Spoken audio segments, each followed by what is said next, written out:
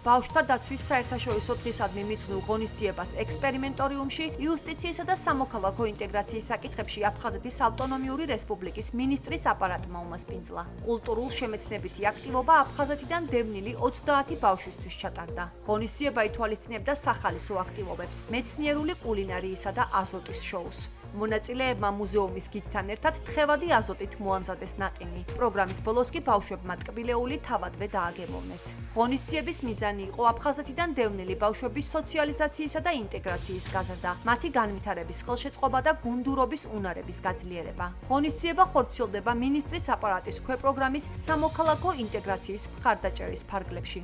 მინდა სრულიად საქართველოს და განსაკუთრებულად აფხაზეთის ბავშვებს მიულოცოს ბავშვთა საერთაშორისო დღე და მოხარული ვარ, რომ ჩვენ ამ ინიციატივის ფარგლებში რამოდენიმე მნიშვნელოვანი, თუნდაც მასშტაბური ღონისძიება გვაქვს დაგეგმილი. ყველაფერს გავაკეთებთ იმისათვის, რომ ჩვენ დავბრუნდეთ ჩვენ ოჯახებში, ჩვენ სახლებში ესეთი ბედნიერები, როგორც ბედნიერები არიან ეს ბავშვები. საკმაოდ საინტერესო, ესე ვთქვათ, სოციალური აქცია ჰქონდა.